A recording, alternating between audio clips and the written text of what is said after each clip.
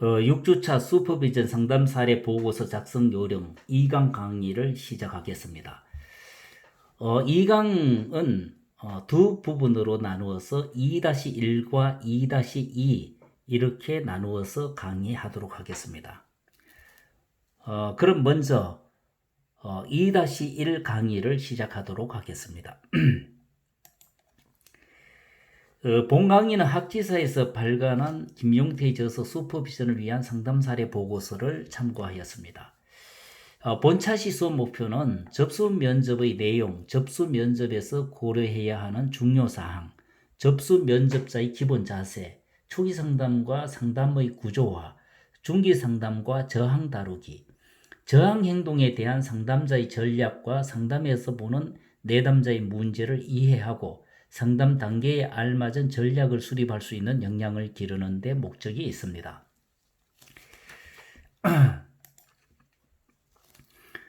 접수 면접이란 말 그대로 처음 상담 기관을 방문한 내담자를 맞이하는 면접으로 접수 면접은 상담 기관의 규모나 성격, 역할 등에 따라 선택적으로 이루어질 수 있습니다.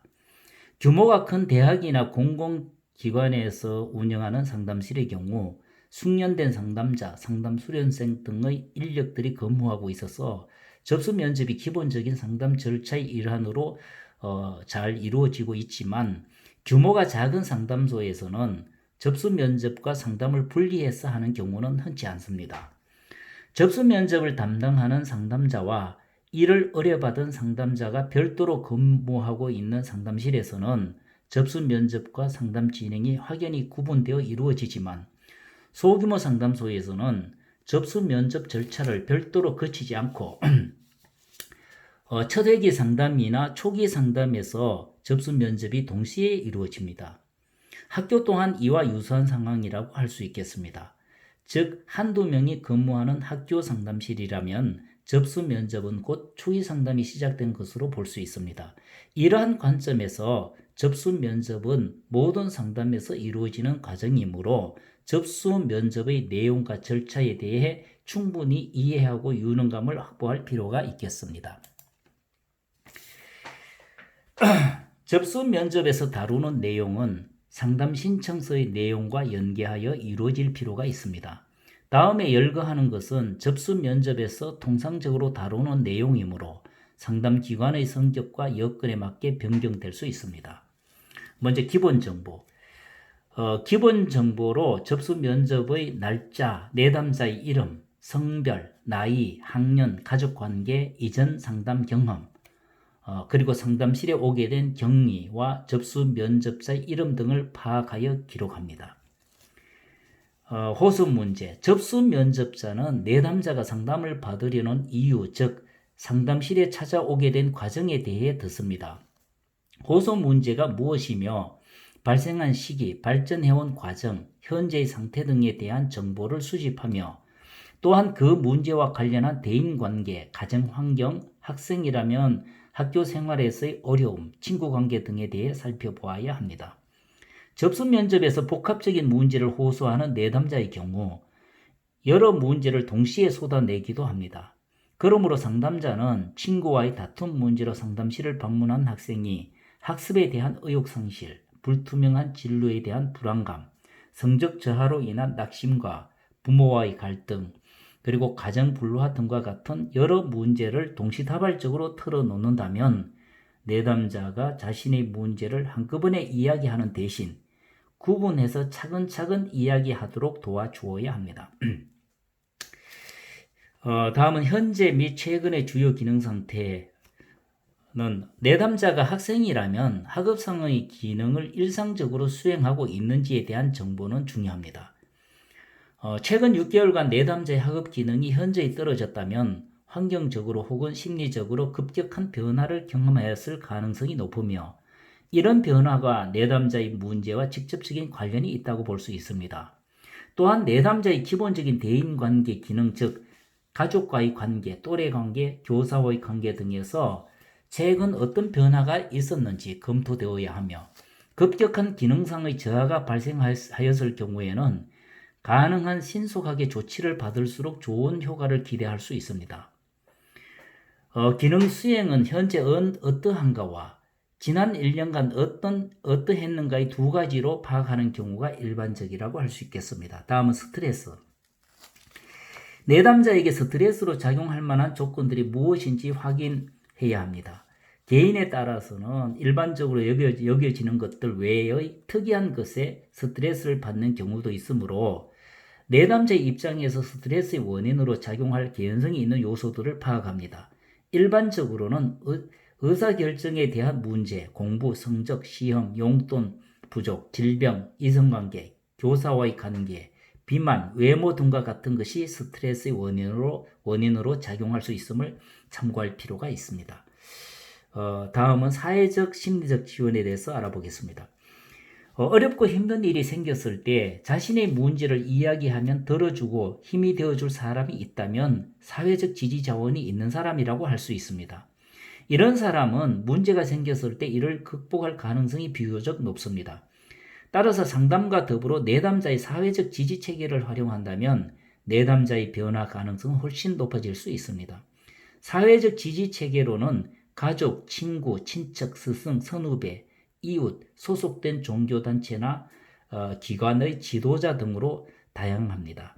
이러한 사회적 지지 체계가 없거나 빈약한 사람은 문제나 위기에 처했을 때 이를 극복할 능력이 떨어질 수 있으므로 내담자의 사회적, 심리적 지원 체계를 파악하는 것은 향후 상담에서 적절한 개입을 하는 데 도움이 될 수 있습니다.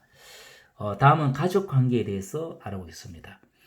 가족 배경에 대해 방만한 정보를 수집하기보다는 호소 문제가 가족 관계에서 어떻게 시작되고 유지되는지의 관점에서 가족 관계를 파악하는 것이 도움이 됩니다. 이렇게 얻어진 가족 관계에 관한 정보를 한눈에 파악할 수 있게 해주는 것으로 가계도가 있습니다. 가계도는 각 가족 구성원이 한 세대에서 다음 세대까지 생물적, 법적으로 어떻게 관련되는지를 도표로 묘사하는 것으로 접수 면접에서 내담자의 세부적인 가계도를 그릴 수 있을 만큼 충분한 정보를 얻기에는 시간이 부족할 수 있습니다. 그렇기 때문에 접수 면접에서는 계략적인 수준에서라도 내담자에 대한 가계도를 그려보는 것은 내담자를 시각적인 차원에서 이해할 수 있습니다. 가계도를 위해 접수 면접에서 얻어야 할 정보는 내담자의 인구학적 정보, 즉 가족 구성원에 관한 살아있는 통계 수치로서 출생, 결혼, 별거, 이혼, 질병, 사망 등의 날짜, 형제 순위, 인종, 계층, 종교적 배경, 학력, 직업, 거주지 등이 포함될 수 있습니다. 외모와 행동, 내담자의 옷차림, 두발 상태, 얼굴 표정, 말할 때의 특징, 시선 처리, 면접자와 대화할 때의 태도, 특징적으로 반복되는 행동 패턴 등에 관해 관찰한 것을 기록하면 되겠습니다. 마지막으로 면접자의 의견으로는 내담자에 관한 면접자의 느낌, 인상, 심리 검사가 필요한지에 대한 판단, 필요할 경우 추천하는 심리 검사에 관한 의견 등의 정보를 기록하면 되겠습니다. 접수 면접에서 고려해야 하는 중요 사항을 편안한 분위기 조성, 상담에 대한 기대, 이전 상담의 경험 이렇게 세 부분으로 나누어 설명드리겠습니다. 먼저 편안한 분위기 조성. 통상 상담실을 방문한 내담자들은 상담에 대한 편견, 거부감, 자신이 문제가 있는 사람으로 취급될 것 같은 불편감, 낯선 환경 등으로 인해 긴장하고 경계하는 태도를 보일 가능성이 높습니다. 따라서 상담실 문을 열고 들어서는 내담자를 맞이하는 순간부터 숙련된 자세로 내담자가 편안함을 느낄 수 있도록 응대해야 합니다. 상담자는 내담자의 첫 만남에서 발생하는 어색함을 자연스럽게 처리할 수 있도록 훈련되어야 하며 방문하는 내담자와의 첫눈 마주침, 맞이하는 몸짓, 자리로 안내하는 과정, 처음으로 건네는 인사말과 이어지는 첫 질문 등의 일련의 첫 만남의 서두에서 이루어지는 과정에서 내담자가 긴장을 풀고 편안함을 느낄 수 있도록 배려하여야 합니다. 상담에 대한 기대에 대해서 설명하겠습니다. 내담자는 고민이나 갈등 등의 문제에 대하여 도움을 받고 싶어 상담실을 찾습니다. 그러므로 상담을 통해 이러한 기대가 충족될 것이라는 희망을 갖느냐 마느냐는 상당 부분 접수 면접에 달려 있습니다. 물론 방문한 상담실에서 도와줄 수 없는 문제라면 이를 정직하게 밝히고 다른 기관을 소개해야 합니다. 상담의 효과, 즉 상담을 통해 자신의 문제가 해결될 수 있을지에 대해 의심하는 것은 대부분의 내담자가 품고 있는 문제입니다. 상담을 통해 모든 문제를 해결할 수는 없지만 문제를 용기 있게 드러내는 일이 곧 해결의 출발점이 된다는 점에서 내담자를 격려하고 상담에 대한 긍정적 기대를 하도록 안내해야 합니다. 이전 상담 경험에 대해서 설명하겠습니다. 본 상담실을 방문하기 이전에 상담을 받아본 경험이 있는지를 물어보아야 합니다. 유경험자라면 상담받은 시기, 기간, 당시의 호소 문제, 상담 기관, 상담의 결과 혹은 효과가 없었다면 그 이유가 무엇이라고 생각하는지 등에 대해 확인하여야 합니다. 이전 상담 경험에 대한 정보는 향후 상담에 중요한 참고 자료가 될 수 있습니다. 내담자 중에는 정신과에서 처방한 약을 복용하고 있거나 다른 상담 기관에서 상담을 받고 있는 경우도 있으므로 이러한 정보를 사전에 확인함으로써 중복된 처방이나 개입을 막을 수 있고 향후 상담을 어떻게 진행해 나갈 것인지를 결정하는 데 중요한 자료로 활용할 수 있습니다. 접수 면접자의 기본 자세를 세 부분, 즉 적합한 정서적 환경 조성, 주의 집중 및 경청, 평가하지 않는 태도로 나누어서 설명하겠습니다. 먼저 적합한 정서적 환경 조성. 내담자와 상담자의 첫 만남은 기억에 남을 인상적인 경험입니다. 새로운 관계에서 흔히 경험하는 희망, 기대, 두려움, 걱정 등의 감정이 몰려올 수 있습니다.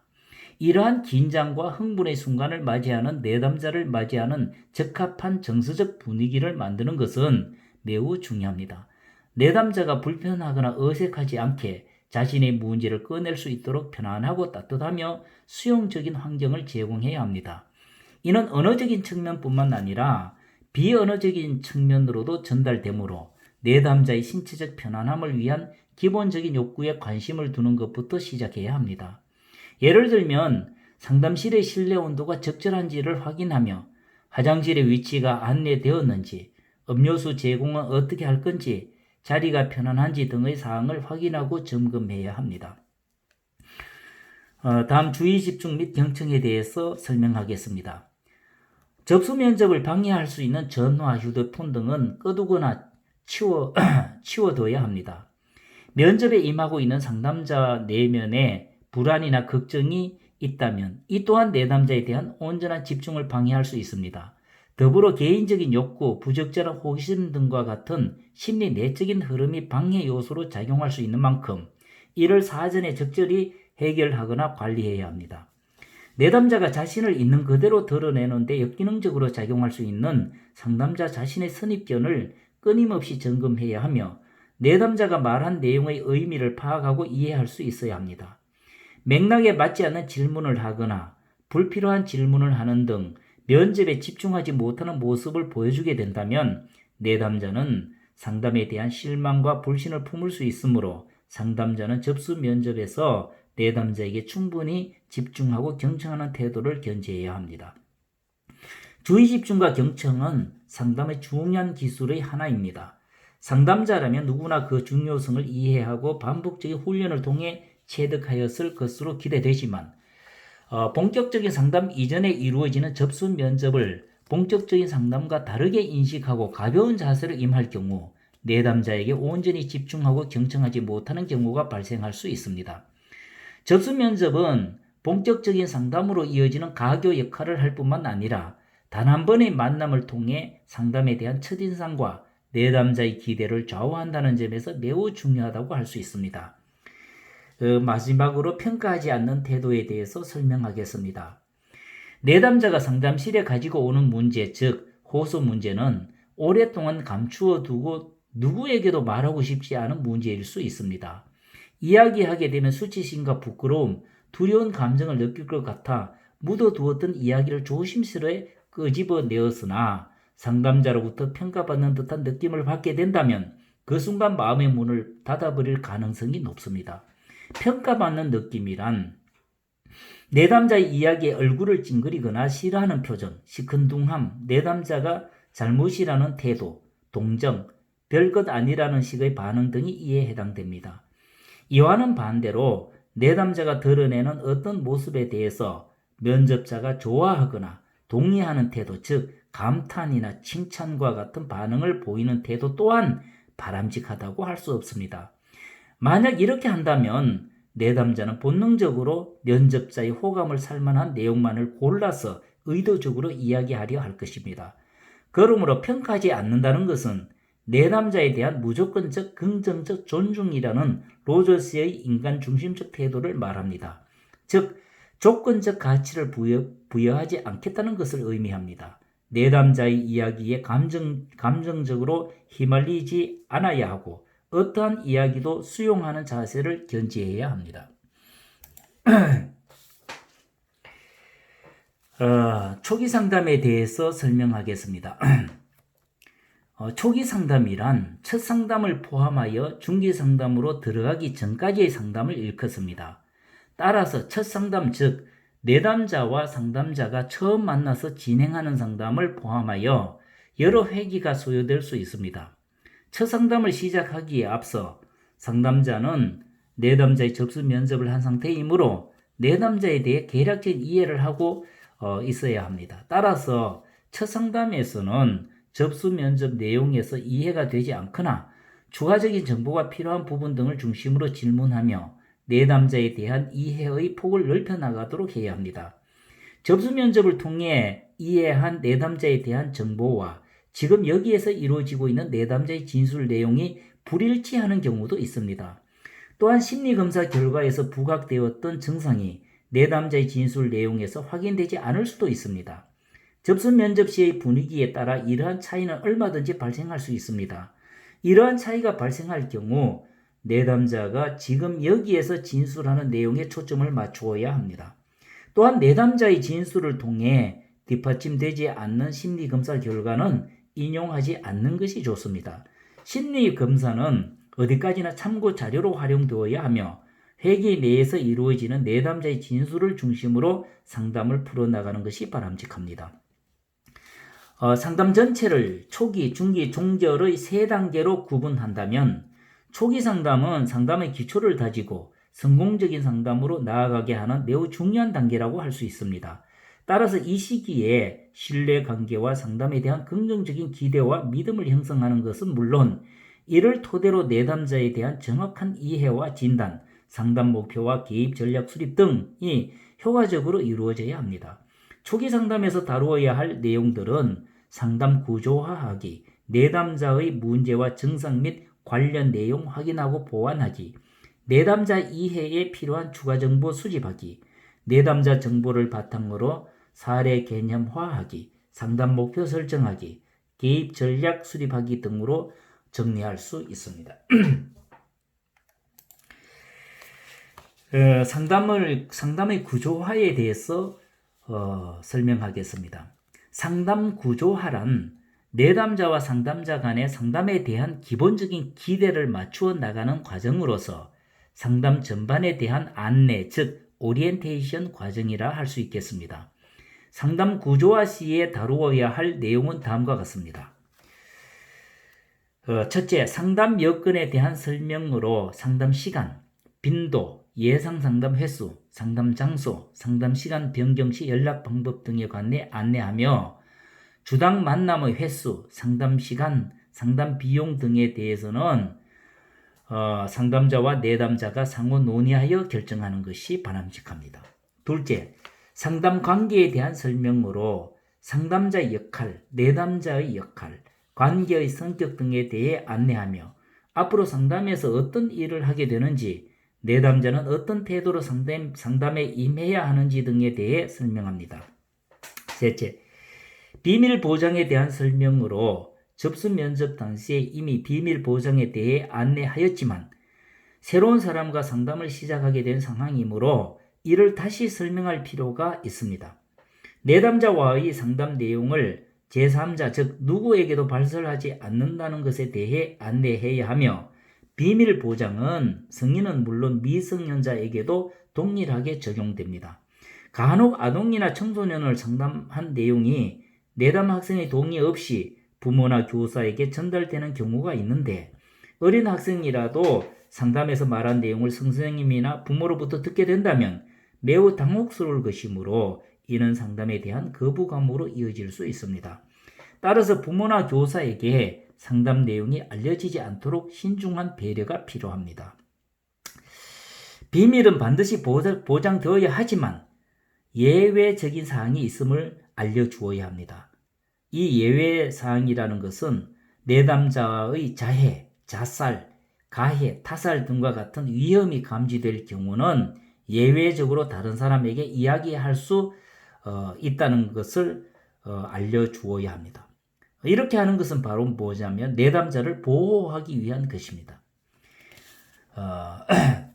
필요에 의해 상담 내용을 녹음하고자 할 때는 반드시 내담자의 동의를 얻어야 하며 내담자의 동의를 얻은 경우라 하더라도 내담자가 녹음되고 있다는 사실 자체에 신경이 쓰여 상담에 지장이 된다면 녹음을 중단하는 것이 바람직합니다.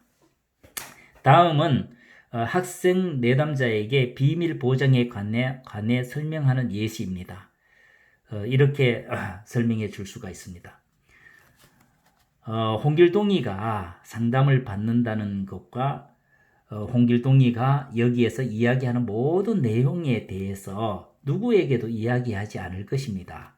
모든 이야기는 비밀로 할 것입니다. 하지만 길동이가 자신이나 다른 사람을 해치거나 위험한 상황에 있다고 판단되면 다른 사람에게 이야기할 수도 있습니다.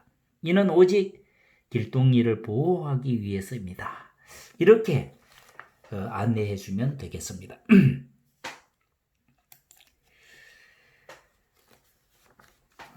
상담 구조화를 할 때 유의사항에 대해서 설명하겠습니다. 내담자를 처음 만나서 대화를 시작하는 모습은 다양하게 나타납니다. 어떤 내담자는 자리에 앉자마자 자신의 이야기를 자발적으로 털어놓는가 하면 어떤 내담자는 조심스럽고 경계하는 태도를 유지하며 이야기를 어렵게 이어갑니다. 자발적인 내담자라면 이야기를 자연스럽게 시작하고 첫 회기를 마무리하는 시점에 비밀 보장을 포함한 구조화 작업을 하는 것이 자연스럽습니다. 반면에 경계하는 내담자라면 첫 회기 초반에 상담 전반에 대해 차근차근 안내하는 것이 바람직합니다. 이와 함께 구조화를 할 때는 필요한 내용만 간단하게 하는 것이 좋습니다. 성공적인 상담을 위한 선의로 시작하는 것이지만 간혹 지나치게 세세한 부분까지 언급하며 지루하게 주의사항과 상담 전반에 대해 설명하는 경우가 있는데 이는 신뢰감 형성에 부정적으로 작용할 수 있습니다. 따라서 핵심적인 내용을 중심으로 간결하게 전달하는 것이 바람직합니다. 상담 초반에 필수적인 내용들에 대해 안내하였더라도 상담을 진행하다 보면 구조화에 대해 다시 설명할 상황들이 발생하곤 합니다. 시간에 늦거나 예고 없이 상담에 나타나지 않는가 하면 조기 종결을 요구하거나 부과된 과제를 제대로 해오지 않기도 합니다.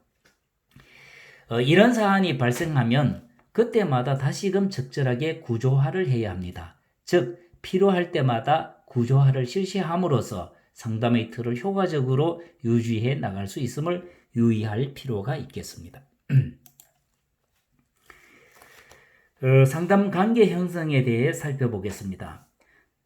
상담 관계는 상담 장면에서 특정한 의사소통 기술을 사용하여 내담자가 인지, 행동, 정서면에서 변화하고 성장하도록 조력하는 의도적이고 체계적인 관계라고 할 수 있겠습니다. 이는 한마디로 촉진적인 상담 관계, 라포, 작업동맹 등으로도 표현됩니다. 이 세 용어는 강조하는 측면에 따라 약간의 차이가 있습니다. 라포란 친밀감 또는 조화롭고 신뢰성이 있는 긍정적인 인간관계를 의미하며 촉진적인 상담 관계란 라포에서 나아가 치료적 성과를 가져오는 데 있어서 적절한 관계의 측면을 강조하는 상담 관계를 통칭합니다. 또한 작업동맹이란 프로이드에 의해 처음 사용된 용어로서 내담자의 건강한 자아 부분과 전문가의 전문적 역량 부분이 공유된 목표를 향해 함께 협력하는 것을 의미합니다. 이렇게 구분하고 보면 내담자와의 라포 형성이 가장 기본이 된다고 할 수 있겠습니다. 상담자는 친절하고 온정적인 자세로 내담자의 의견을 존중하고 공감하며 평가하지 않는 태도로 수용하고 주의 집중과 경청의 태도로 일관성 있게 대해야 합니다. 내담자는 일반적인 관계에서는 경험하지 못했던 새로운 관계를 경험함에 따라 상담자를 신뢰하고 친밀하게 여기게 될 것입니다. 이렇게 형성된 라포는 촉진적인 상담 관계와 작업 동맹으로 이어지며 상담의 효과를 촉진하는 중요한 기제로 작용합니다. 상담 관계 형성은 상담 초기뿐만 아니라 상담 과정 전체를 통해 지속적으로 유지될 수 있도록 노력해야 합니다. 일반적으로 촉진적인 상담 관계 형성을 위해 사용되는 관계 기술로 주의 집중과 경청, 공감적 이해, 무비판적 긍정적 존중의 자세가 필요합니다. 그리고 상담 관계를 순조롭게 하는 상담자 행동으로 개방적인 신체 자세를 갖고 눈맞춤을 자연스럽게 하며 잘 들어주고 있음을 적절하게 표시하고 지지적인 발언을 하며 동정적인 발언을 적절하게 하고 긍정적인 강화를 적극적으로 활용할 수 있어야 합니다. 또한 상담 관계를 깊이 있게 하는 상담자 행동으로 탐색적인 질문을 하고 심화 수준의 공감을 하며 탐색적인 침묵을 잘 수용하고 해석을 시기적절하게 하며 적시적인 반응을 적절하게 할 수 있어야 합니다. 이상으로 상담 관계 형성에 대해서 설명하겠습니다. 2-1 강의를 모두 마쳤습니다. 이어서 2-2 강의를 하도록 하겠습니다. 경청해 주셔서 감사합니다.